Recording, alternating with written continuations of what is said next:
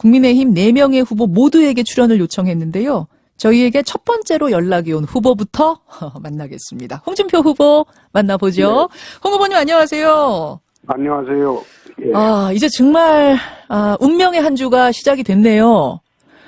여전히 무야홍 자신 있으십니까? 그렇습니다. 뭐 더 이상 설명이 필요 없는 무야홍 자신 있다. 네네. 근데 이제 그간 예. 민심은 앞선다는 평가가 많았는데 당심은 좀 밀리지 않느냐라는 분석이 있었거든요. 근데 이런 말씀 예. 그게 그렇습니다. 원래 저하고 윤 후보하고 붙으면 제가 당심이 앞서고 윤 후보가 민심이 앞서는 게 정상이겠죠. 그렇지 않습니까? 그건 어떤 말씀이실까요? 들어온 지 얼마 안 되셨으니까? 아니, 제가 26년 이 당에 있었고, 당대표도 두 번이나 했으니까, 제가 당심에서 앞서고, 그 다음에 윤 후보가 프레시하고, 그러니까 민심에서 앞서야 정상인데, 예. 그게 지금 거꾸로 돼 있거든요. 네네. 왜 거꾸로 돼 있을까요? 왜입니까? 우리 당원들은 정권 교체를 가장 갈망을 합니다. 그러니까 지난 8월 중순까지는 정권 교체의 유일한 대안이 윤석열 후보로 봤습니다. 그렇기 때문에 당심이 그쪽에 가 있을 수밖에 없어요. 예. 그런데 그것이 추석 무렵으로 골든크로스가 돼버렸잖아요. 각종 여론조사에서. 네. 또 이번 10월 4주차 여론조사는 10개 여론조사 기관에서 지난주 여론조사 결과 발표했는데 전부 제가 10개 다 이겼어요. 제가 1등을 했어요. 예. 그리고 정권 교체의 유일한 대안이 바뀌어버렸어요. 어떤 여론조사를 몇 개를 보면 저만이 이재명 후보를 이긴다는 여론조사가 나와버렸거든요. 그러니까 당신도 이젠 바뀔 수밖에 없죠. 민심을 따라서 당심은 움직이게 돼 있다. 당심 그 말씀이세요? 그런 게 아니라 예. 민심이 지금 180도 바뀌어 버렸으니까 당심도 지금 정권 교체의 열망으로 이재명 후보를 이길 유일한 후보로 제가 돼 버렸는데 당심도 바뀔 수밖에 없죠. 그렇게 보시는군요. 자, 그러면 당심을 움직이는 책임당원들은 이 당의 프로들입니다. 예. 거기에 굉장히 민감합니다. 예.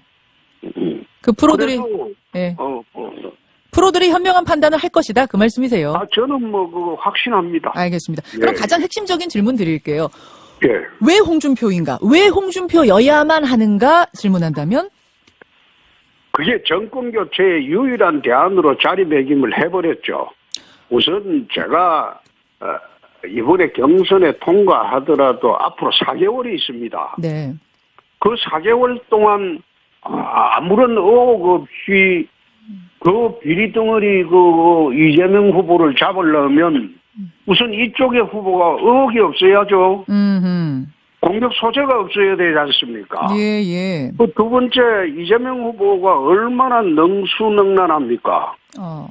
그 사람 제대로 잡으려면 정치력이 있어야 되고 국정 경험도 풍부해야 되고 모든 방면에서 준비가 되어 있어야죠. 준비가 돼 있어야 된다. 그런데 아무런 준비 없이 그냥 등대 밀려가지고 나온 후보하고 어떻게 싸움을 붙이겠어요? 만약 이게 고발사주 사건으로 후보가 된들 기소가 돼버리면 우리가 후보가 없어지는 게 되는데요. 기소가 될 가능성도 있다고 보세요? 저는 그래 봅니다. 그래 보세요. 예. 알겠습니다. 의혹이 있어서는 안 되고 능수능란한 이재명 후보를 상대할 수 있을 정도의 경험과 준비가 돼 있어야 된다. 그 말씀하셨는데 그렇습니다. 어제 윤석열 후보가 그러시더라고요. 대통령을 몇 번 해본 분 아니고서야 대통령직에는 전문가가 없다. 즉 경험, 준비 부족 이런 거 지적하는 데 대해서 답을 하시던데 어떻게 생각하세요? 그 참 어이없는 말이죠. 그렇습니까? 어이없으세요? 어이없는 말인 게 26년 동안 검사만 하신 분이 그게 칼잡이 대통령을 하겠다는 뜻인지 난 이해가 되지 않는 게 정치적 내공이나 경력이나 능력이나 그리고 그 나라를 다스리는 게 하루아침에 나오는 게 아닙니다. 그리고 몇 달 날치기 공부해서 그래 되는 것도 아닙니다. 예. 대통령을 몇 번 어떻게 해봤느냐? 예. 아니 나 참 이해가 안 되는 게 예. 당원들도 좀 생각해 보셔야 하고 국민들도 생각해 보셔야 하는 게 검사가 넉 달 만에 나 총장 하겠다고 덤비는 거하고 똑같지 않습니까? 넉 달 이래 날치기 공부하고 초임 검사가 넉 달 만에 나 검찰총장 하겠다고 덤비는 거나 예. 정치 입문한 지 넉 달 만에 아무것도 모르는 분야에 들어와서 나 대통령 하겠다고 한다면 그게 납득이 됩니까? 아무것도 모르시지 않았겠죠. 이분도 국민이신데 다 신분도 보고 돌아가는 거 다 보셨겠죠, 여태. 뭐 그렇겠죠. 그런데 같이 해보니까 예. 국정에 대해서는 날치기 공부한 게 확실해요. 그렇게 보세요. 아니, 또 윤석열 후보는 이런 얘기도 하실 수 있어요. 내 주변에는 여태 정치를 많이 해온 정치인들이 있고 또 경험 있는 전문가들도 많이 있다. 그 캠프가 굉장히 크지 않습니까? 그분들과 함께 의논해가면서 지혜를 모아가면서 나는 국정 운영하겠다. 어떻게 생각하세요?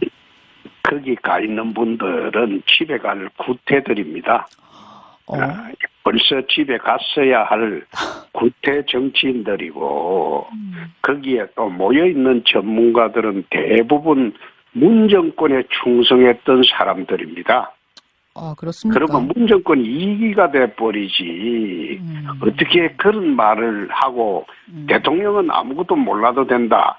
전문가를 기용을 하면 된다. 그런 식으로 한다는 것은 그거는 구테타한 전두환 대통령을 두고 하는 말이지 지금 민주화 시대의 대통령의 자세는 아니죠. 대통령의 기본적인 국정 철학이 있어야지 정치, 경제, 사회, 문화, 대북, 안보, 국방, 외교 모든 분야에 정치 철학이 있어야 됩니다. 알겠습니다. 이거는 이제 윤석열 후보도 나오시게 되면 제가 이 부분에 대한 또 질문을 드려보도록 하고요. 안철수 후보가 오늘 대선 출마를 선언합니다. 이재명, 안철수, 심상정 그리고 국민의힘 후보까지 4자 가상 대결을 해보면 이재명 후보가 이기는 결과도 여럿 나오더라고요. 이건 무슨 말인고 하니 지난 서울시장 선거 때와 비슷한 상황이 이번에도 펼쳐질 수 있다는 건데 안철수 후보하고 국민의힘 후보가 어떤 관계를 설정하느냐 이거 굉장히 중요해집니다. 어떻게 풀어가실 생각이세요, 홍 후보님? 우선 사자 대결에서 제가 이기는 여론조사도 나오죠. 예. 그런데 안철수 대표하고는 저는 기본적으로 그런 생각입니다. 가치 동맹을 해야 한다. 좀 합당한다는 것은 저는 좀 난센스라고 봅니다. 합당을 하지 않고 가치 동맹을 해야 된다. 가치 동맹이란 게 뭘까요? 어제는 또 세력연대 이런 표현도 쓰셨던데요. 세력연대 가치 동맹 어떤 걸까요? 구체적으로? 그게 기본적으로 정권 교체, 문재인 정권이 더 연장돼서는 안 된다는 그런 기본적인 가치를 갖고 자유대한민국을 수호한다는 또 기본적인 가치를 갖고 자유시장 경제를 회복한다는 기본적인 가치를 갖고 내 나라를 지킨다는 기본적인 가치를 갖고 그 가치 동맹에 같이 할 수 있다고 저는 확신을 합니다. 안 대표하고는 그간 유대관계를 좀 맺어왔습니다. 개인적으로. 그래서 지난 9월 초인가 만났을 때는 어떤 일이 있어도 이번에는 분리돼서 대선 출마하는 일이 없었으면 좋겠다. 안 대표도 거기는 동의를 했습니다. 9월에 따로 두 분이 만나셨어요? 그거 몇 분, 8월까지 몇 번 만났죠. 몇 번이나 만나서 거기서 확인을 하셨어요? 이번에 단일화해야 된다? 갈라지면 안 된다? 라는 말을 저는 정치권에 사실은 뭐 비밀이 없지만은 저는 안철수 대표를 존중합니다. 대한민국의 중도적 가치를 가장 상징하는 분이 그분입니다. 중도지향적인 분들을 모시고 오려면 안 대표가 없어서는 안 됩니다. 그래서 저는 안 대표와 같이 정권 창출에 공동전선을 펴야 한다는 그 인식에는 서로가 동의를 했어요. 예. 했기 때문에 저는 그런 생각을 쭉 해왔습니다. 과거 DJP 연대 하듯이 세력 대 세력을 서로 연대를 해서 공동정부를 창출할 수도 있고. 공동정부. 그렇습니다. 그렇게 해서라도 이 좌파 정권을 종식을 시켜야 하지 않겠나. 그런 생각을 늘 해왔고, 안 대표 생각은 그 당시에는 생각이 다르지 않았어요. 그래요. 어떤 식으로든 이 정권의 연장은 막아야 된다는 데는 같은 생각입니다. 예, 그러면 그래서, 이것이 단일화가 아니라 단순 단일화가 아니라 공동 정부를 꾸리겠다. 누가 되든지 간에 함께 정부를 꾸리겠다는 것까지 의견 일치를 보셨단 말씀이세요. 그 당시로선. 제가 이제 이런 말하면 또 안 대표가 발끈할지 몰라서 말을 하기가 참 조심스럽습니다만은 저는 안철수 대표를 두세 번 만났는데 그분이 겉과 속이 다른 그런 일반 정치인은 아니다. 예. 그렇게 말씀한 것은 지키려고 하는 분이다. 예. 전 그런 생각을 늘 해왔습니다. 알겠습니다. 그래서 안 대표를 우리가 흡수 통합하겠다 그런 생각은 저는 전혀 없습니다. 근데 국민의힘에서 다른 분이 최종 후보가 돼도 뭐 비슷한 상황이 펼쳐질 거라고 보세요? 어떻게 보세요?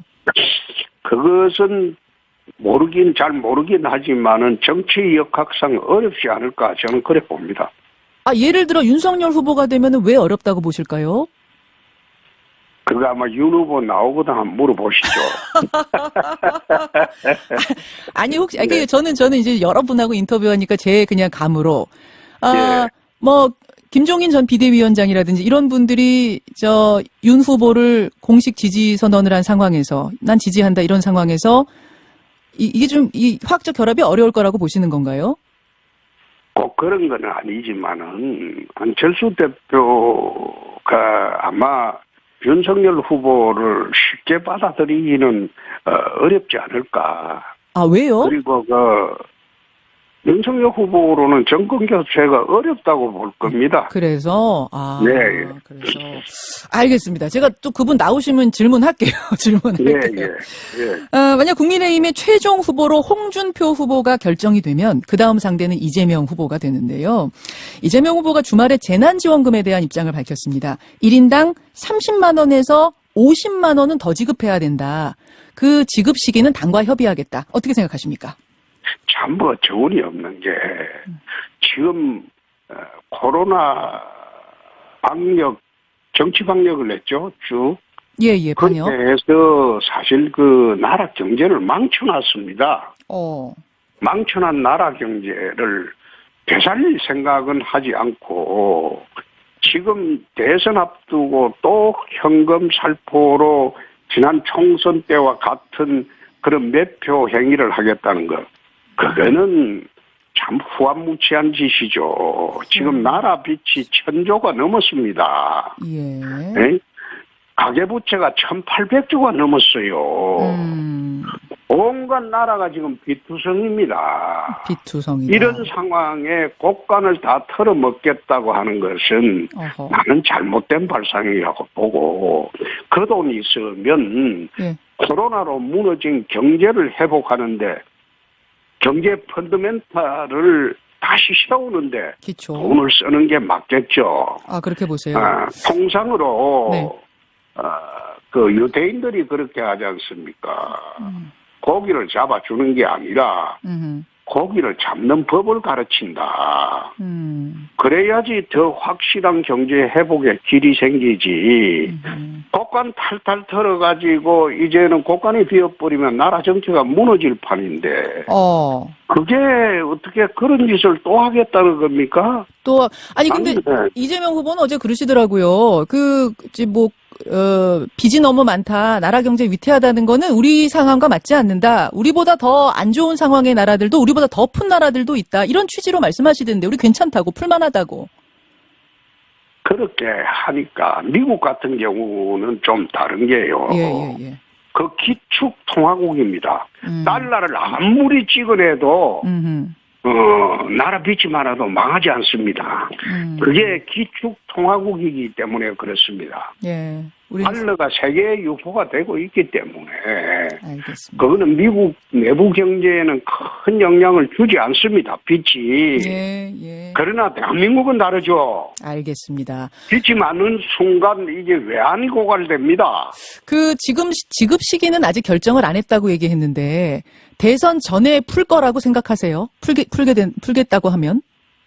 그렇게 푼다면 그 나라 망조로 가는 게 일이죠. 망조로. 자유당 시대에 고무신 선거나 무슨 다를 바 있습니까? 자유당 시대 고무신 선거 생각난다. 아니 그거하고 똑같은 거죠. 알겠습니다. 그러니까 최근에 로봇 전시장에 가서 로봇을 휘떡 뒤집는 것을 보고 나 저 사람 심성을 참 대변한다. 내가 그걸 보면서 이건 너무 심한 거 아니냐. 얼마나 심성이 저렇게 뒷꼬였으면 저런 짓을 하나 대선 후보가 내가 그런 생각을 했어요. 홍 후보님 이제 마무리할 시간이 다 돼서요. 한 30초 남았는데요. 마지막 당부의 말씀 해주시죠. 우선 8월 중순까지만 해도 윤석열 후보가 유일한 정권 교체의 대안이었습니다. 그러나 추석을 전후해서 제가 이제 거꾸로 대안으로 올랐었고 이번 주 마지막 10여 개 여론조사 기관 전부 홍준표가 많게는 10.1%까지 이깁니다. 10초. 그리고 이재명 후보를 이길 유일한 대안으로 홍준표가 되어버렸는데 알겠습니다. 오늘 투표하실 때 잘 좀 부탁드립니다. 잘 좀 부탁드립니다.까지를 마지막으로 오늘 인사 나누겠습니다. 고맙습니다. 고맙습니다. 국민의힘 홍준표 대선 예비 후보였습니다. 부터 직접 들어보겠습니다. 국민의당 안철수 대표, 안철수 대선 예비 후보 만나보죠. 안철수 후보님 안녕하세요. 네, 안녕하셨습니까? 아유, 어려운 결심 하셨네요. 네, 그렇지만 대한민국 미래를 위해서는 다른 선택이 없다고 판단했습니다. 아니 이게 지금 세 번째 도전 아닙니까? 물론 네. 뭐 이제 DJ께서는 4번 만에 대통령이 되기도 했습니다만 세 번째 도전이 드문 건 사실이에요. 그래서 왜 또다시 안철수인가? 왜 다시 안철수여야 하는가에 대한 답부터 주셔야겠습니다. 네, 사실 지금은 정권 교체를 넘어서서 더 좋은 대한민국을 만드는 것이 꼭 필요한 그런 시점입니다. 사실 이번 대선이 우리가 과거에 계속 머물러 있느냐 아니면 미래로 나가느냐를 결정하는 정말 중요한 선거라는 거는 모든 국민들께서 알고 계시지 않습니까? 예. 그런데도 지금 대선에서 양쪽 경선을 보다 보면 놈 대선이라고 그렇게들 많이 말씀을 하십니다. 놈 대선이요? 예. 제가 만든 말이 아니라 저도 시중에서 들었던 이야기인데요. 나쁜 놈, 이상한 놈, 추한 놈 밖에는 없어서 도대체 찍고 싶은 사람이 없다는 그런 말씀들을 하시거든요.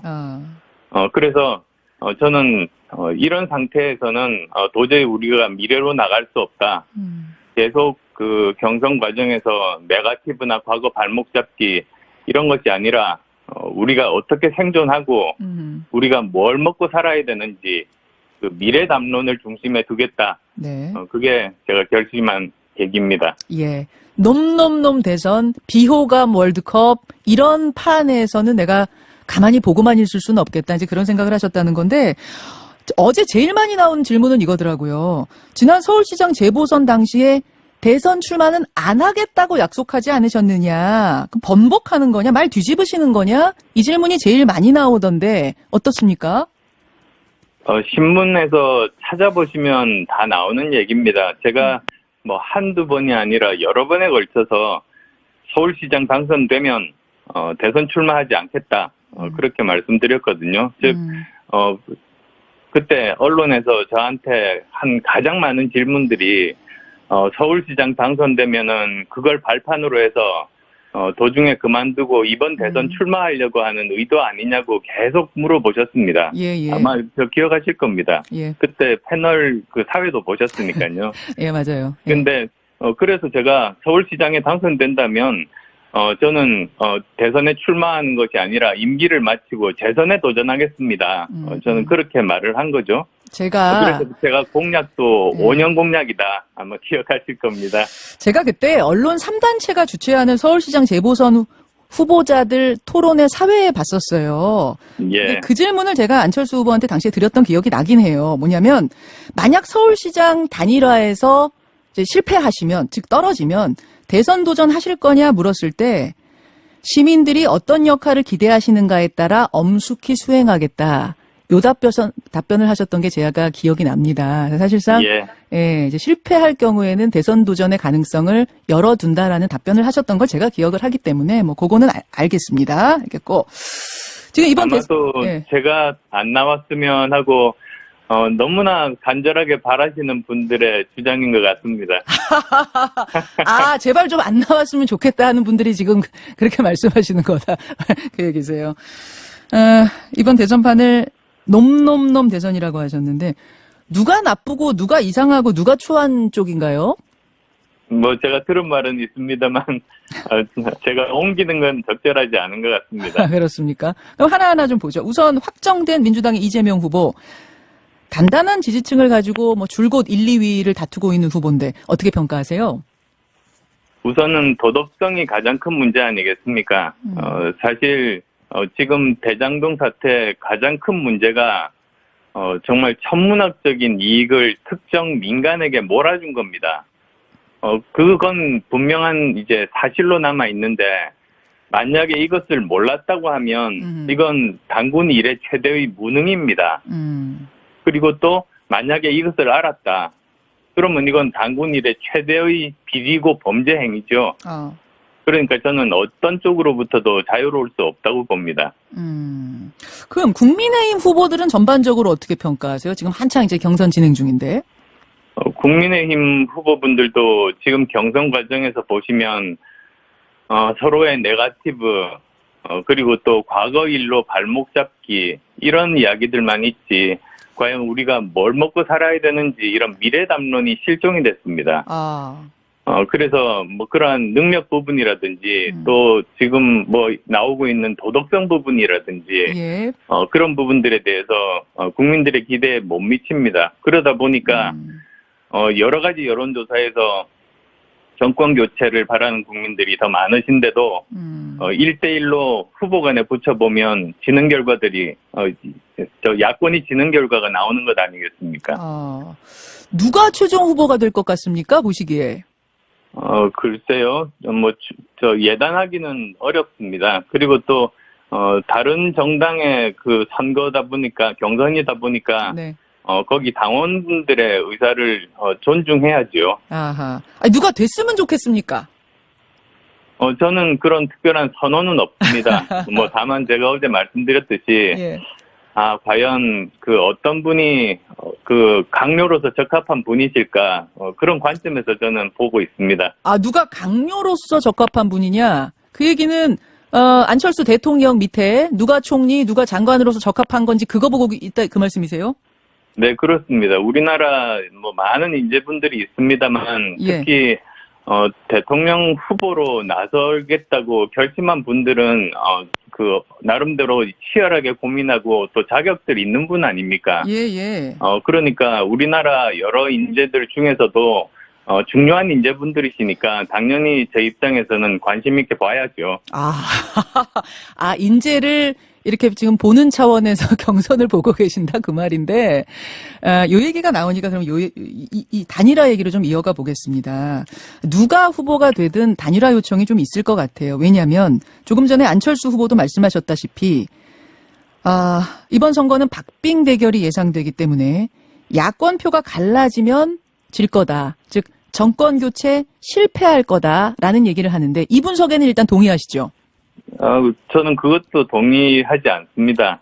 왜 그러냐면, 지금 현재 보면 양당에 아주 그 강고한 지지층들이 있습니다. 예. 그렇지만 그 중도에 있는 국민들이 40에서 50% 정도 되십니다. 예, 예. 그분들은 어느 편이 이기는 것보다 더 중요한 것은 과연 누가 우리 대한민국을 앞으로 5년 동안 더 좋은 대한민국으로 만들 수 있을 것인가, 그것 자체가 판단 기준 아니겠습니까?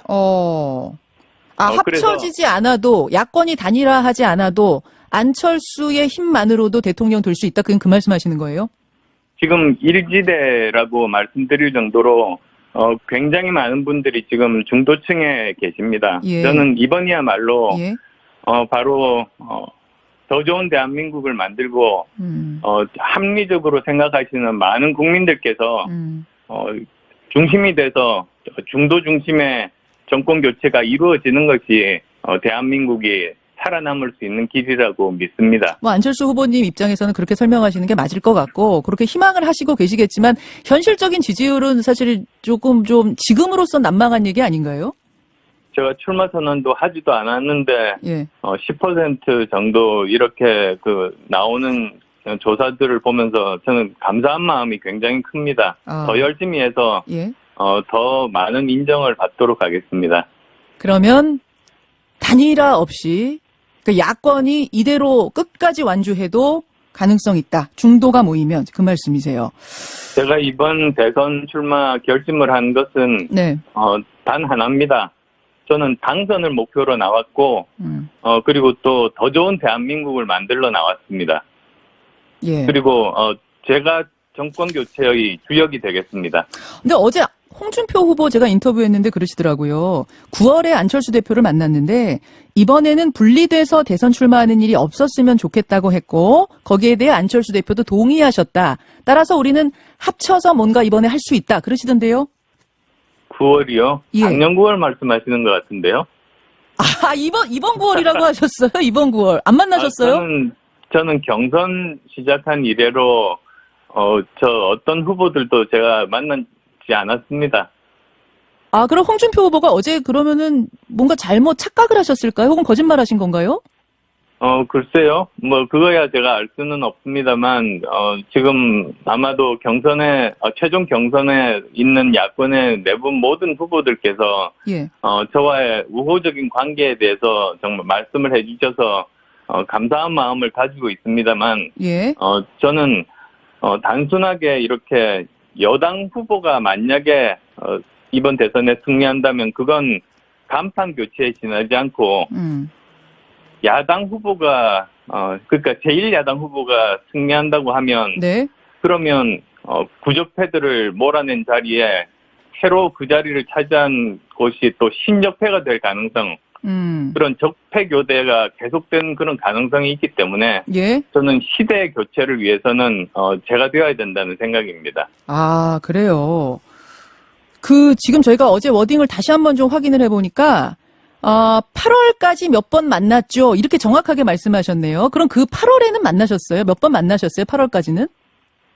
8월은 기억이 없고 그전에는 2번 정도 만났었던 것 같습니다. 작년부터 해서요. 작년부터 8월까지 2번 만나셨고. 시절이군요. 예, 무소속 시절이었네요. 홍준표 후보가 무소속이던 시절에는 만난 적 있다. 그때 그럼 그런 말씀은 안 하셨어요? 분리돼서 대선 그때 언론 인터뷰를 통해서 이야기한 적도 있었습니다. 뭐라고 어떤 말씀? 만났었다고요? 예. 그러니까 분리해서 대선 출마하는 일은 없었으면 좋겠다고 서로 뜻을 맞추셨다고 하던데 그거 아닙니까? 네, 그런 기억은 없습니다. 그렇지만 지금 정권 교체를 위해서 제1야당 후보가 되신 분이 양보를 해주신다면 그러면 충분히 압도적인 정권 교체가 가능하게 되겠죠. 안철수로 단일화하는 것만 받겠다.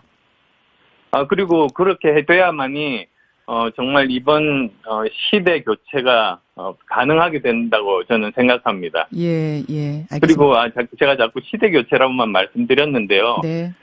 사실 그것이 우리나라가 산업화 시대 성공적으로 이루고 민주화 시대도 이뤘지만 그다음에 선진화 시대로 넘어가는 데서 멈춰서 지금 그 자리에서 너무나 오랫동안 있다 보니까 사회 갈등, 문제 해결 이런 것들이 되지 않고 자꾸만 이렇게 추락하고 있는 겁니다. 그래서 제가 말씀드리는 시대 교체는 예. 이제는 7, 80년대의 산업화 민주화 시대에 머무르는 것이 아니라 네. 우리는 다시 선진화 시대로 도약을 해야 된다. 그게 제가 말씀드리는 시대 교체입니다. 알겠습니다. 시대 교체가 절실하다는 이야기를 계속 강조하고 계십니다. 안철수 후보 만나고 있는데요. 조금만 이 부분이 워낙 좀 관심거리여서 좀 정리를 하자면 그러면 홍준표 후보가 얘기한 DJP 연정 형식의 이런 공동 정부 꾸리는 거, 한 명이 대통령하고 한 명이 총리하는 거죠. 그런 것도 생각은 안 해보신 거예요? 지금 제가 지금 그 후보들을 자세히 살펴보면서 어떤 분야를 맡으면 좋으신 분인지를 관찰하고 있다고 말씀드렸잖아요. 예. 예. 아, 그러면 안철수 대통령 밑에 어떤 후보 총리 요거는 받을 수 있단 말씀이시네요? 제가 예를 들어 드릴게요. 예. 프랑스 마크롱이 중도의 입지로 해서 당선이 됐습니다. 예. 그런데 그때 마크롱은 국회의원이 한 명도 없었습니다. 그런데 이 마크롱이 했던 일이 기존의 여야에 있는 좋은 정치인들을 모으고 그리고 또 정치를 지금 하고 있는 분은 아니지만 사회 각계각층에서의 능력 있는 전문가들을 모아서 강요를 꾸렸습니다. 예. 그래서 프랑스에서 가장 문제였었던 것이 사실은 노동개혁, 연금개혁이었거든요. 예. 그걸 프랑스 병이라고 했는데요. 네. 그걸 고쳤습니다. 프랑스 병을 고치는 일을 해낸 겁니다. 그래서 보면 우리보다 앞서 나간 선진국들, 미국도 그렇고 영국도 그렇고 항상 어느 시기에 이제 더 이상 선진화되지 않고 그 벽에 부딪혔을 때 네. 항상 마크롱 같은 중도라든지 또는 다른 당이라고 거대한 당이라고 해도 중도 포지션을 가진 대통령이 나와서 네. 그 사회의 모순을 해결하고 한 걸음 더 앞으로 나갔습니다. 그런데 우리나라는 지금 그런 일이 한 번도 일어나지 않았거든요. 예. 그래서 우리도 다른 선진국처럼 그 어려움을 뚫고 나가기 위해서는 반드시 이러한 양쪽을 다 아우르는 통합을 할 수 있는 그런 대통령이 꼭 필요합니다. 그래야지 우리나라가. 근데 안 대표님, 되고 나서의 탕평책과 되고 나서 탕평책을 쓰는 것과 저는 공동정부를 꾸리겠습니다 하면서 선거 때부터 손을 잡고 같이 뛰는 건 좀 다르단 말입니까? 전자입니까? 후자입니까? 저는 후자로 생각하고 있습니다. 마크롱 같은 모델을 생각하고 있습니다. 알겠습니다. 예, 그렇게 열어놓고 내가 한번 선거를 진행해보겠다 그런 말씀. 어제 굉장히 신선한 걸 하나 던지셨어요. 중간 평가 받겠다. 대통령 임기 중간에 평가를 받고 국민들이 아니다 하면 나 그만둘 수도 있다. 굉장히 신선한 건데 이거 설명해 주시죠. 지금까지 다 잘 아시겠습니다만 일단 대통령 되기 전까지는 어떤 약속이든 하다가 대통령이 되고 나면 그 약속들 다 헌신짝처럼 버리지 않았습니까? 심지어 취임사 약속까지도 저버리는 그런 경우도 우리들은 봤습니다. 예, 30초 정도. 예. 네, 그래서 이런 일들이 다시 일어나지 않게 하기 위해서는 어떤 형태로든 어제 말씀드린 건 그냥 여러 가지 가능한 방법 중에 하나인 거고요. 예. 어떠한 형태로든 중간 평가를 받아야 약속 지키는 대통령이 나올 것이다. 그 취지입니다. 알겠습니다. 이제 시작이니까요. 대선 레이스 동안 인터뷰를 통해서 여러분들께 이 공약들, 정책들 소개하는 시간 더 갖도록 하죠. 고맙습니다. 네, 감사합니다. 국민의당 안철수 대표였습니다. 이번 주 뉴스쇼에서는 금요일 결과 발표를 앞두고 후보들을 한 분씩 만나고 있는데요. 오늘은 유치타라는 별명을 가진 후보, 경제학자에서 정치인이 된 뒤에 합리적 보수라는 그 쉽지 않은 길을 22년째 걷고 있는 정치인입니다. 유승민 후보 직접 만나보죠. 어서 오십시오. 안녕하세요. 유승민입니다. 유치타 이렇게 이런 별명이 붙으셨던데 예. 무슨 뜻이에요? 치타가 빨리 뛰잖아요. 예. 저보고 지지율이 낮을 때 저희 지지자들이 빨리 이제 뛰라고 이렇게 붙여준 별명입니다. 게다가 그러다가 이제 유승민은 이재명에게 지명타다 이런 걸 줄인 그런 얘기도 있고 하여튼 그래, 그 별명을 받은 이후에 열심히 빨리 뛰고 있습니다. 그러니까요. 유치타 별명 덕분인지 실제로 상승세가 눈에 띄게 올라가고 있는. 민심에서는 빠르게 올라가고 있는 것 같습니다. 진짜 판세를 어떻게 보세요? 이제 정말 며칠 안 남았는데요.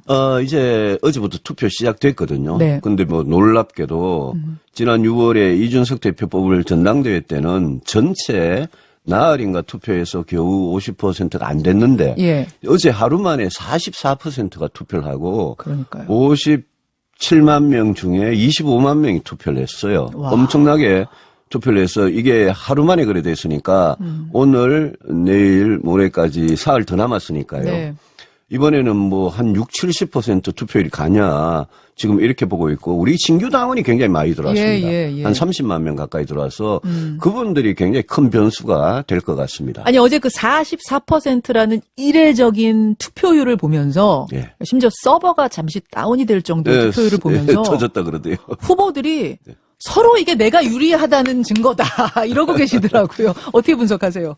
저는 그동안에 여론조사에 나온 누가 뭐 국민의힘 지지자 중에 누가 높다 안 높다 이런 게 굉장히 무너질 가능성이 있습니다. 왜냐하면 그동안 여론조사는 우리 당원들을 대상으로 정확하게 한 게 한 번도 없었어요. 그냥 뭐 1000명 샘플 안에 국힘 지지자 한 400명 중에 몇 퍼센트 이런 숫자를 가지고 있기 때문에 이거는 57만 명이 전수가 투표하고 그중에 상당수 지금 수도권이나 이 젊은 층이 많이 들어왔습니다. 저는 당연히 저한테 유리할 거라고 봅니다. 그렇게 말씀하셔야죠. 다들 그렇게 말씀하고 계시는 와중이지만 어쨌든 2030 젊은 층 합리적인 생각을 가진 또 새로운 당원들 뭐 이런 분들이 많이 들어오면서 유승민 지지율은 반드시 올라갈 것이다. 저는 늘 개혁 보수 그다음에 중도층 젊은 층이 중요하다고 주장해왔고 그런데 정책을 맞춰와서 제가 유리할 거라고 봅니다.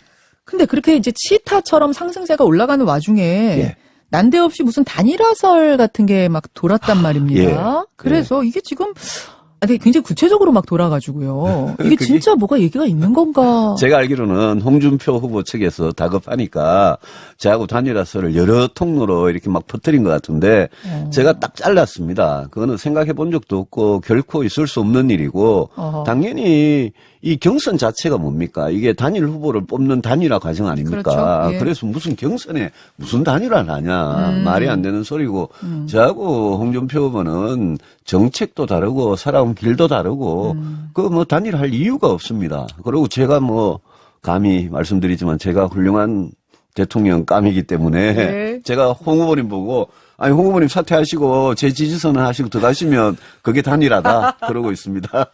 이거는 그냥 헛소문이고 유언비어 마타도가. 정말 유언비어입니다. 아니 근데 이런 소문을 누군가 계획적으로 이거를 왜 흘려요? 모르겠습니다. 소위 말하는 여의도에 돌아다니는 그런 걸 흘리는 모양인데 전혀 사실이 아니니까 유찍유입니다. 저를 찍어주시면 제가 됩니다. 유승민을 찍으면 유승민이 된다. 걱정 말고 찍어주십시오. 이런 호소. 토론 몇 번 하셨죠? 우리가 예선 때까지 16번 했습니다. 많이 했죠. 진짜 많이 하셨고 특히 토론 초반부에 흥행을 이끌었던 분이 이제 유승민 후보. 혁혁한 공을 세우셨어요. 그랬습니까? 정말.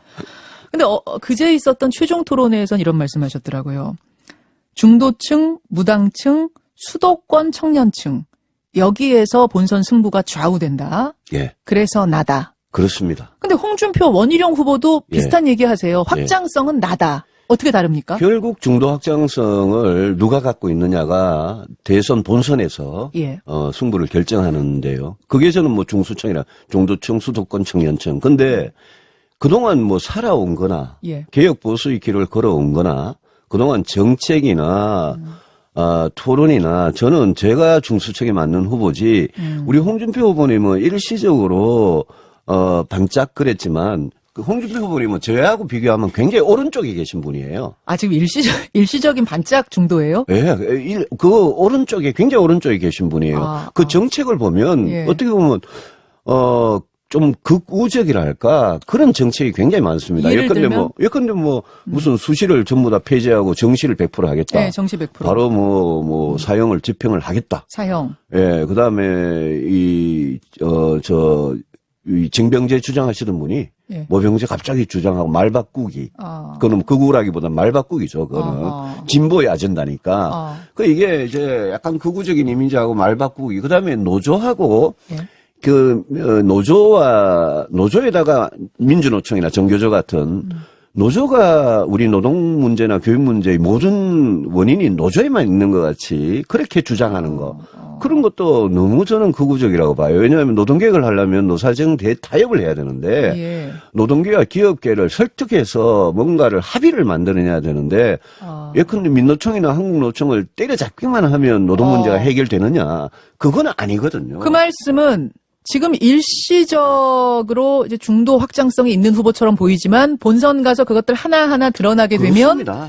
아마 확장성이 떨어질 것이다 이렇게 지금 그렇습니다. 말씀하시는 그분의 거고. 정책을 하나하나 이재명 후보하고 붙으면 저는 그거는 중도를 이재명 후보한테 뺏길 수밖에 없다고 봅니다. 근데 이제 홍준표 후보는 그 말씀하세요. 정치 경험도 많고 노련하기 때문에 굉장히 이제 토론할 때도 이렇게 뭐라고 해야 될까요? 굉장히 넉살 좋은 이런 유머도 섞어가면서 잘하시기 때문에 이재명 후보를 압도할 수 있다 이런 말씀하시는데요. 이재명 후보를 압도하려면 그 넉살이나 여유나 이런 거는 이제 토론이 기술이고 토론의 컨텐츠가 이재명 후보를 압도할 수 있어야죠. 이재명 후보가 기본 시리즈를 가지고 나왔잖아요. 그걸 일단 국민들 앞에서 논리적으로 기본소득, 기본주택, 기본대출 하다가는 왜 대한민국이 망하는지 그거를 분명히 이야기하면서 그 다음에 이제 넉살이 좋아야 되는데 홍준표 후보님은 이제 넉살 뿌린 거죠. 왜 그랬어요? 그리고 뭐라 그럴까요? 저하고 토론할 때도 그러면서 말을 그 순간순간 굉장히 잘 바꾸세요. 그래서 저는, 예컨대 공매도 금지. 우리의 젊은 사람이 아니, 주식 투자층이 굉장히 관심 많은 공매도 금지 같은 것만 해도 전면 금지 하겠다 그랬다가 제가 문제를 지적하니까 또 안 하겠다 그랬다가 또 하겠다 그랬다 몇 번 이 토론 기간 중에 말을 바꾸고요. 그래서, 저는 정책적으로 굉장히 불안하신 분이다. 불안하다. 예. 토론하면 밀릴 거라고 보시는 거. 저는 이재명 후보한테 안 될 거라고 봅니다. 이재명 후보를 토론으로 유일하게 압도할 사람은 저는 저밖에 없다고 봅니다. 근데 윤석열 후보는 이런 얘기 합니다. 이제 직전에 검찰총장을 하면서 쌓은 이미지가 워낙 강하기 때문에 정권 반대편에 서서 쌓은 이미지요. 그래서 윤석열로 이기는 것이 문재인 정권의 가장 뼈아픈 패배를 안겨주는 것입니다. 따라서 여러분 저를 뽑아주십시오. 이런 호소하는데요. 정권 교체를 해야 뼈아픈 패배를 안겨주는 거고요. 윤석열 후보가 늘 보면 문재인 정권의 뼈아픈 패배를 안겨주겠다. 또 자기가 반문의 상징이다. 이렇게 말씀하시는데 미안하지만 내년 본선은 이재명 후보하고 붙는 거지 문재인 후보하고 붙는 선거가 아니기 때문에 자꾸 문재인 정권 이렇게 강조하는 거는 그거는 굉장히 좀 과거로 돌아가는 발언이고 내년에는 누가 이재명을 이길 것인가 문재인을 이길 것인가가 아니죠. 근데 같은 정부 계승한다는 차원에서는 그렇지만 상대 후보는 문재인이 아니고 이재명이죠. 그래서 우리가 무슨 반문 정서를 가지고 내년 대선을 치를 수는 없다고 생각을 합니다. 왜냐하면 제가 늘 이야기하지만 중도 확장성이 본선에서는 제일 중요하다. 그 토론을 여러 번, 16번 하면서, 윤석열 후보는 어떻게 보셨어요? 아직 좀 검사의 세계에 머물러 계신 분 같았어요. 어떤 걸 보면서? 걸핏하면 이제, 대장동 게이트도 내가 딱 보면 저거는 견적이 나온다. 이런 발언이나. 또, 제가 이 토론하면서 굉장히 힘들었던 게, 홍준표, 윤석열, 원희룡 후보 세 분 다 검사 출신이세요. 그래서 무슨 경제정책이나 교육정책이나 노동정책이나 이런 이야기를 하면 금방금방 토론이 끊어져 버리는 게 계속 대장동 게이트, 부패 수사 계속 이런 걸 하니까 이게 무슨 검찰총장을 뽑는 선거인지 대한민국 대통령을 뽑는 선거인지 그런 게 조금 저는 불만이었습니다. 경제 얘기하면 뚝뚝 끊어져요? 끊어지죠. 왜냐하면 그분들 더 길게 하실 말씀이 없으니까. 알겠습니다. 그래서 결국 본선에선 나다. 지금 그 얘기를 하고 계시는 거예요. 왜냐하면 이재명 후보를 상대로 제일 가장 치열하게 붙을 분야가 경제, 노동, 복지, 교육 이런 분야입니다. 주택 이런 분야거든요. 그래서 그거는 정책적으로 정말 이재명 후보를 완벽하게 이길 수 있는 후보가 가는 게 맞겠죠. 유승민 후보의 대표 공약 정책이 뭔가 봤더니 디지털 100만 인재 그렇습니다. 양성 예. 이거더라고요. 예. 왜 디지털 100만 인재 양성을 꼽으셨어요? 디지털 전환이라는 게 지금 우리가 실생활에서 이루어지고 있는 거 아닙니까? 네. 저는 과거에는 뭐 저축을 해서 투자하고 농촌에서 도시로 노동력이 오고 이런 게 굉장히 중요했는데 앞으로 경제 성장에는 제일 중요한 게 저는 딱 하나 인재라고 생각합니다. 사람. 인재만 길러 놓으면 이 디지털 시대에 혁신 인재만 길러 놓으면 네. 그러면 저는 기업도 잘 되고 산업도 잘 되고 그게 아주 풀린다고 생각합니다. 우리 반도체만 하더라도 네. 지금 인력이 인재가 10만 명이 부족하다 그러거든요. 그래요? 반도체 하나가 그렇게 되는데 다른 얼마나 신산업 분야들이 많습니까? 그래서 저는 인재만 길러놓으면 우리나라의 스타트업이고 중견기업, 중소기업, 대기업 다 잘 될 거라고 보고 그 인재들이 미국하고 중국하고 경쟁해서 우리 경제를 저는 살릴 거라고 생각을 하거든요. 그래서 그게 예. 인기는 비록 없지만 예. 그게 교육과 노동과 과학기술을 개혁해서 혁신 인재를 길러내는 거 이게 대통령이 진짜 할 일이다라고 믿는 거죠. 지금 청취자 김유님이 네. 정말 가장 상식적인 후보다 이런 문자를 주셨거든요. 고맙습니다. 그러니까 지금 말씀하셨어요. 비록 인기는 없는 공약이지만 제가 문제는 그거예요. 제가 지금. 인기 없는 공약을 좀 많이 했어요. 왜냐하면 예. 달콤한 공약을 예. 하는 이재명 후보하고 제가 가장 대비가 됩니다. 저는 노동개혁도 예. 한다 그랬고요. 연금개혁도 예. 한다 그랬고 예. 인재혁신 한다 그랬고요. 예. 저는 인기 없는 공약 많이 합니다. 근데 본선에 가서 이재명 후보의 그 아주 사탕 발림 달콤한 공약과 저 유승민의 인기 없는 공약을 비교를 하시면 네. 저는 이제는 우리 대한민국 국민들 수준이 예. 유승민 말대로 해야지 대한민국이 살겠구나. 이재명 후보 말대로 하면 대한민국 망하겠구나라는 거를 저는 실감할 거라고 저는 정말 확신을 합니다. 이재명 후보 공약이 사탕발림입니까? 아주 사탕 발림이죠. 예를 들면 어떤 게 제일 기본소득. 기본소득. 지금 당장도 네. 재난지원금 50만 원 그거를 더 주겠다. 전 국민한테 또 주자 그러잖아요. 1인당 50만 원. 예. 1인당 아니요. 그분이 왔다 갔다 한 게 1인당 예. 100만 원 그러다가 예. 50만 원 그러다가 1인당 100만 원이면 50조 원이에요. 1인당 50만 원이면 25조 원이에요. 예, 아니 예. 이게 무슨 10조 원, 1조 원이 애들 장난도 아니고 그게 자기 돈도 아니고 그걸 가지고 마치 선심 쓰듯이 경기도지사 할 때부터 그랬거든요. 그래서 저분이 대한민국 대통령이 되면 나라 곳간을 거들내는 데는 한순간이다. 근데 이재명 후보는 그러세요. 예. 지금 곳간이 우리 정도 곳간이면 풀 수 있다. 즉 국가 부채보다 가계 부채 상황이 심각하기 때문에 일단은 그 개인들한테 좀 돈을 지급할 필요가 있다. 이렇게 말씀하십니다. 그거는요. 예. 그거는 가계부채 문제를 예. 국가부채를 증가시켜서 가계부채를 줄인다. 그 세상에 그런 나라는 없습니다. 가계부채가 줄어들려면 가계부채에 대한 금융정책이 일단 필요하고 예. 그다음에 사람들이 열심히 일해서 소득을 벌어서 일자리를 만들고 소득을 벌어서 그걸 갚도록 만드는 게 정상적인 정책이지 성장은 안 시키고 가계부채 높으니까 국채를 발행해가지고 예. 가계부채 재난지원금을 드리겠다. 그건 말이 안 되는 정책이고 또 하나 이재명 후보는 걸핏하면 전 국민 다 주겠다 그러거든요. 예. 경기도에서도 걸핏하면 전 도민 다 줬습니다. 네. 그런 정책이야말로 정말 포퓰리즘 정책이고 왜냐하면 그 돈 안 받아도 살 수 있는 분들이 얼마나 많습니까?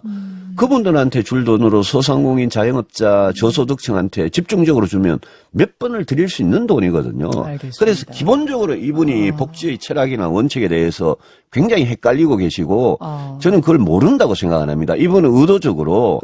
세금으로 매표 행위를 하는 거예요, 지금. 매표 행위를 예. 한다.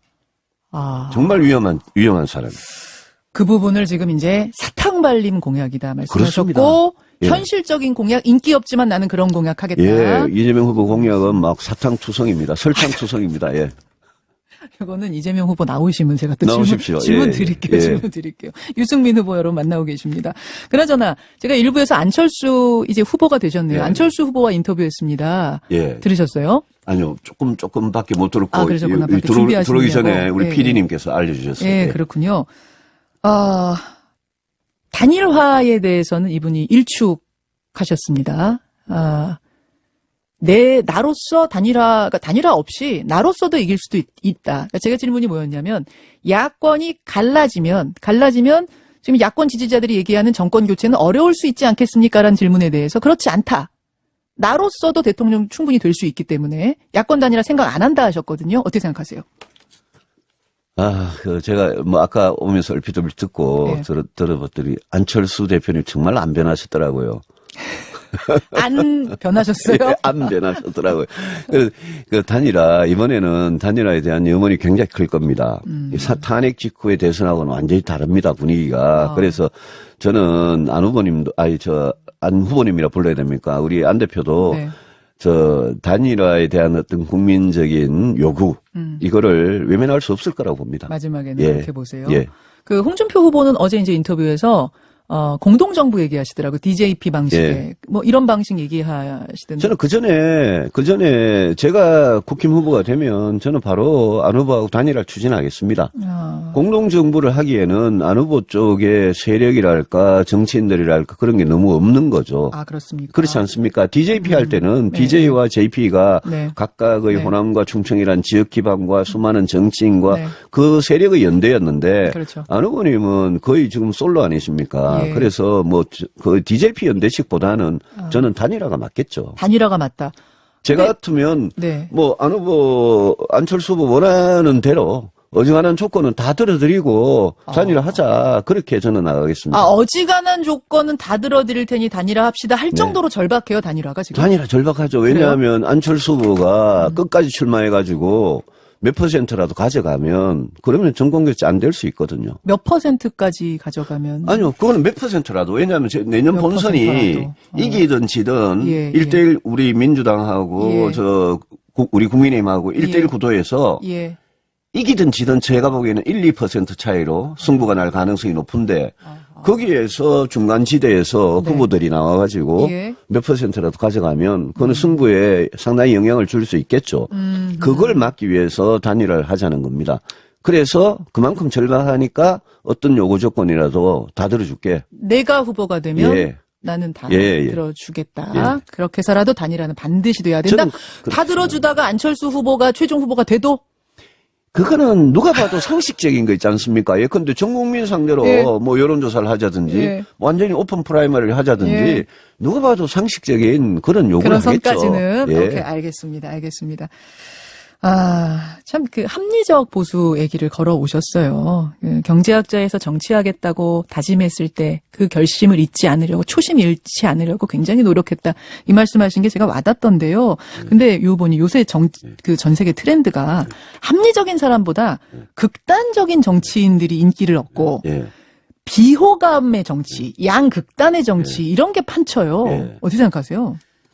지금 후보들이 제가 마지막 토론에서 윤석열, 홍준표 두 분이 비호감 1, 2위다. 근데 비호감을 가지고는 중도층을 공략할 수 없다. 방금 말씀하신 비호감의 정치, 양극단의 정치는 양진영으로 착 갈라지는데 저는 이번 대회에서는 그렇지 않다고 보는 게 양진영은 있죠. 근데 그 사이에 박근혜 문재인 정부를 겪으면서 저는 중도층이 많아졌다고 생각합니다. 굉장히 우리는. 두터워졌죠. 수도권 중도층 청년층은 정책도 보고 사람 됨됨이도 보고 그런 사람들한테 양극단의 정치를 더 이렇게 끌어가는 그런 정치인들이 과연 통할까. 그래서 저는 세계적으로 트럼프도 그렇고 다른 나라 지도자들 그런 경우가 있죠. 근데 우리 내년 대선에서 비호감 대 비호감, 극과 극의 싸움, 과연 그렇게 될까? 저는 서로 후보들 간에 중도층을 차지하려고 굉장히 노력을 할 거다라고 봅니다. 그래서 유승민이다. 그렇습니다. 여기까지. 오늘 말씀 나누죠. 유승민 후보님 고맙습니다. 네, 고맙습니다. 더불어민주당이 레머드급 선대위를 출범시키고 대선 체제로 돌입했습니다. 대한민국 대전환 선대위로 정하고 이낙연 전 대표 등 경쟁했던 경선 후보들도 모두 참석합니다. 경쟁할 때 경쟁해도 하나 될 때는 하나 됐습니다. 이재명 동지와 함께 민주당답게 승리하고 새로운 대한민국 만들어 가십시다. 그 길에 함께 하겠습니다. 어제 이재명 후보의 선대위가 공식 출범을 했습니다. 민주당 소속 169명의 현역 의원 전원이 참석을 해서 메머드 선대위 이렇게 이름이 붙었고요.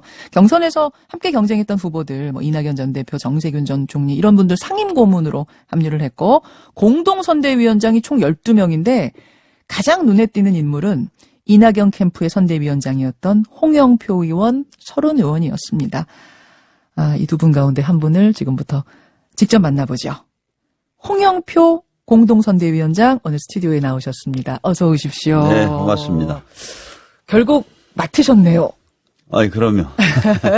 아니, 사실은 좀 여러 가지 복잡한 심경의 나날들을 보내신 걸로는 알아요. 그리고 물론 지원을 하고 돕지만 중책은 안 맡으실 수도 있다는 이야기가 좀 돌았었습니다. 지난주에. 어떻게 결정을 하게 되셨을까요? 네.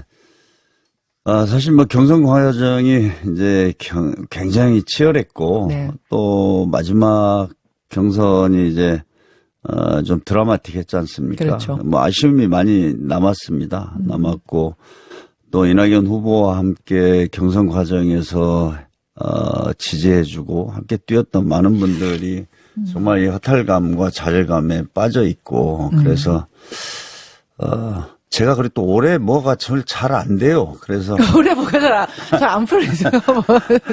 그래서 저는 뭐 이게 좀 백이종근하면서, 좀 뭐 대선에서 뭐 제가 조용히 할 역할을 하겠다 이런 생각을 했는데, 아무래도 저는 뭐 민주당의 당원이고, 또 우리 민주정부 사기를 열어야 되는 것은 또 이 시대적인 또 소명이라고 저는 생각합니다. 그래서 이재명 후보와 함께 반드시 대선 승리를 해야 된다 이런 생각에서 공동선대위원장을 맡게 됐습니다. 다시 좀 몸과 마음을 추스르고 네. 내가 뭔가를 그럼 직책을 맡고 하겠다 받아들이신 거군요. 네네. 월요일 밤에 이재명 후보와 이낙연 캠프 분들 몇몇이 모이셔서 술 한잔 하셨어요? 그랬습니다. 네. 네, 홍영표 의원 가셨고 설훈 의원 가셨고 네, 뭐 뭐 박광원 네. 의원, 뭐 김종민, 신동근, 네, 그런 분들하고 같이 했습니다. 꽤 많이 모이셨군요. 네. 분위기는 어땠어요? 네, 뭐 아주 격이 없게 예. 그러면서도 상당히 좀 진지한 얘기를 많이 나눴습니다.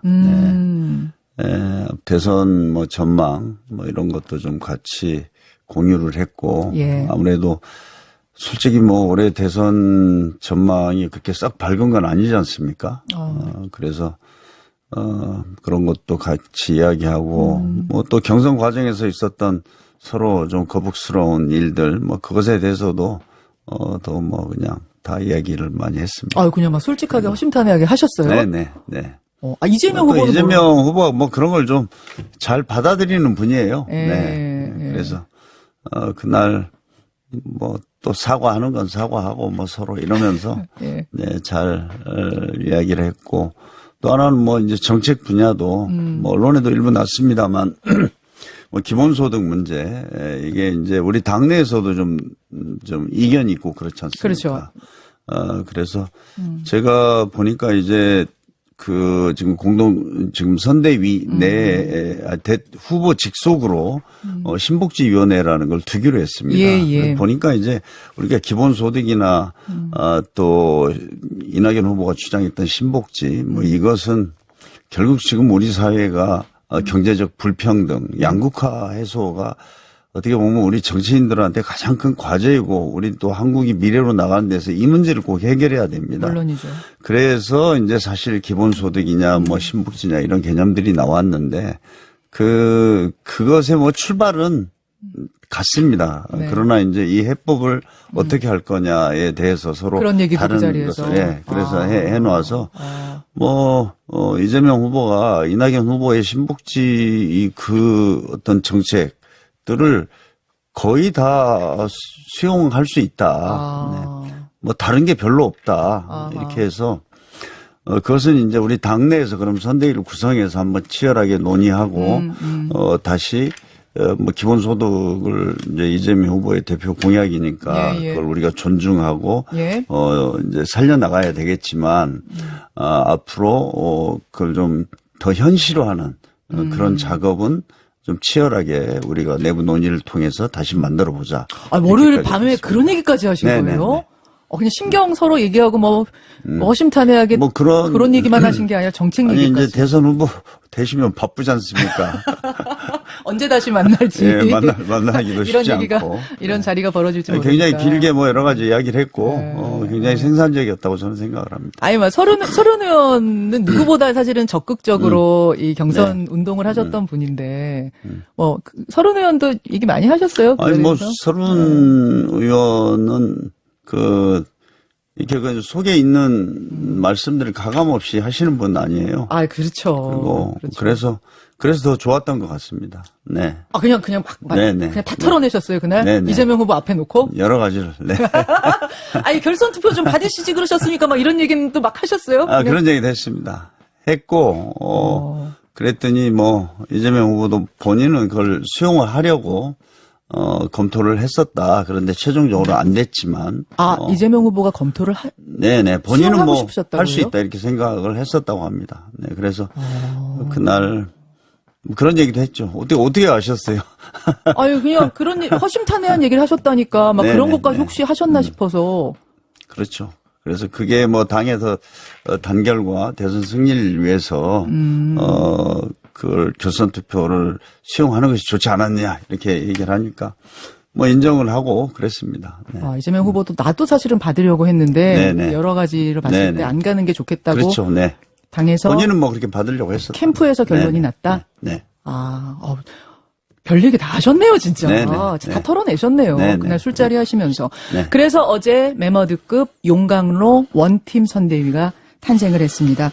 어제 장면 보니까 정말 뭐 규모나 열기나 대단하더라고요. 네. 이재명 후보자 발언 중에 인상적이었던 거는 박정희 전 대통령에 관한 언급을 한 거였어요. 박정희 전 대통령이 경부고속도로 냈듯이 나는 에너지 고속도로를 내겠다. 이런 건 어떤 의미로 받아들이면 좋을까요? 저는 사실 문재인 정부는 뭐 집권하자마자는 거의 전쟁 위기 상황에서 이제 한반도 평화 그 위기를 극복하는 과정이었고요. 그러다가 이제 코로나가 왔지 않습니까? 네. 그래서 저는 뭐 문재인 정부가 참 위기 극복을 성공적으로 했던 정부다 이렇게 생각합니다.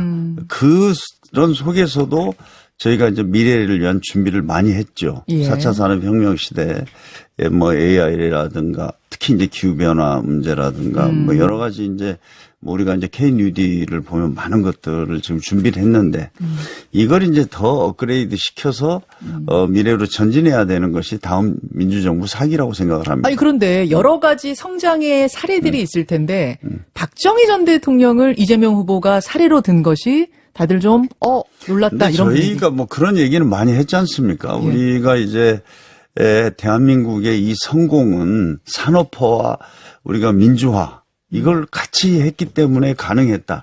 이거는 우리 민주당 내에서도 뭐 계속 같이 얘기해왔던 거고. 그럼 뭐 출발은 박정희 대통령의 어떤 경부고속도로 이건 뭐 대단히 그렇게 상징화돼 있지 않습니까?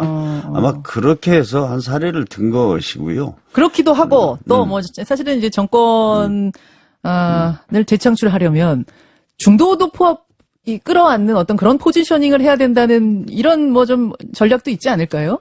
뭐 당연히 뭐 그럴 수 있다고 포용? 봅니다. 예, 네. 예. 뭐 저는 어제 뭐 현장에서는 그렇게까지 받아들이지는 않았고, 우리가 뭐 어떤 산업화를 성공했었던, 그것도 평가해야 되고, 또 민주화를 했었던, 뭐 이것을 같이 평가해야 된다는 것은 저희 민주당 내에서는 그렇게 정강 정책이 되어 있습니다. 그래서. 알겠습니다. 네. 알겠습니다. 1호 공약이 그래서 성장의 회복, 전환적 성장. 그러면서 이제 이재명 후보가 당장 시행해야 할 구체적인 정책으로 제안한 게 전국민 재난지원금입니다. 1인당 최대 50만 원 정도는 더 지급을 해야 된다. 어떻게 생각하세요? 사실은, 뭐 저도 좀 이견이 있을 수가 있는데, 우리가 이 상황을 그러니까 이게 코로나 위기라는 것이, 지금 코로나 위기로 어려운 분들도 있지만 또 오히려 뭐 지금 여유가 있는 분들도 있지 않습니까? 예. 그래서 지금 어려운 분들, 특히 이 자영업을 중심으로 해서, 이제 이분들이 무너지지 않도록 정말 국가가 할 수 있는 최대한을 다해야 된다. 왜 그러냐면 이 자영업 하시는 분들이 한번 무너지면 맞아요. 우리나라에서는 무슨 다시 어디 전직을 한다든가 예. 뭐 다른 생계 수단이 없어요. 없고 예. 네. 거의 빈곤층으로 전락하지 않습니까? 맞아요. 예. 그렇기 때문에 저는 그것이 지금 가장 큰 과제라고 생각을 합니다. 그래서 그 재난지원금이 그래도 우리한테 이 위기 상황을 극복하는 데서 큰 역할을 했다는 것은 전 국민이 다 이해를 하실 거고요. 전 국민에게 그 주는 것이 과정에서 맞느냐? 이제 어떤 경제 회복을 위한 예. 또 뭐 윤활유 역할을 할 수 있는 그런 또 전국민 재난지원금을 이제 지급을 해서 그게 또 뭐 작년 추석 같은 때라든지 결정적인 어떤 이런 그 경제를 좀 활성화시키는데 도움을 많이 줬지 않습니까? 근데 이제 민주당 안에서도 이게 될까 좀 염려스럽다 하시는 분들은 무슨 얘기를 하시냐면 사실은 지금 말씀하신 자영업자, 그러니까 급히 필요한 분들한테 더 몰아주는 게 낫지 않냐는 의견 하나와 이미 예산 짜여져 있는 건데 이거 어떻게 갑자기 또 이렇게 많이 늘릴 수가 전 국민 50만 원이면 대단한 돈인데 이게 어렵지 않을까 하는 분들이 뭐 계시더라고요. 제가 아는 한은 앞으로 이제 당에서 그리고 네. 또 당정 간에 아무래도 지금 이제 정부의 입장도 있는 거기 때문에 그 논의를 해서 저희가 결론을 낼 겁니다. 그래서 이게 확정된 건 아니고 뭐 그걸 좀 강조했다 저는 이렇게 생각을 합니다. 당에서 여러 이야기들 의견들이 나오는 건 사실이군요. 그렇죠. 네. 알겠습니다. 그건 조금 더 지켜봐야 되는 네네. 문제로 보이고. 그나저나 지금 국민의힘 후보 빼고는 경쟁 후보들 윤곽이 대략 잡혔어요. 네. 정의당 신상정, 국민의당 안철수, 그리고 신당이죠. 새로운 물결의 김동연 후보까지. 국민의힘은 누가 될 걸로 보이십니까, 홍 의원님? 저는 제가 이제 국민의힘 또 아는 분들 이야기도 들어보고 뭐 여러 가지를 종합해 보면 결국은 윤석열 후보 쪽이 더 당선 가능성이 후보가 될 가능성이 높지 않은가 그렇게 보고 있습니다. 이거는 좀 이재명 캠프 선대위원장직을 내려놓고 그냥 네. 객관적으로 봤을 때 네, 윤석열 네, 후보 쪽에 네. 조금 네. 더 가능성이 있다. 아무래도 거기 그 당원들의 지지가 윤석열 후보 쪽이 압도적이다 이런 평들이 많은 것 같아요. 그쪽 분들 쪽 네, 얘기처럼 네, 네. 보면은 윤석열 후보 올라오면 괜찮습니까? 저희들한테는 조금 더 나은 상대 아닌가 싶은데요. 네. 홍준표 후보나 원희룡, 유승민 후보보다 낫습니까? 네. 아니, 이분이 예. 지금 그 정치권에 들어와서 하는 예. 여러 가지 발언이나, 뭐 이렇게 하는 것들을 종합해 보면 저런 분이 어떻게 대통령을 한다고 하는지. 그러니까 뭐 사실 거의 입만 열면 그냥 엉뚱한 소리를 하고 있지 않습니까? 거기다가 저는 국민들이 최종적으로는 이 검찰총장이라는 직위를 사유화하고 정치화해서 이 공직자들에 대한 이 뭐라 그럴까요? 이 국민들의 인식을 확 바꿔놨어요.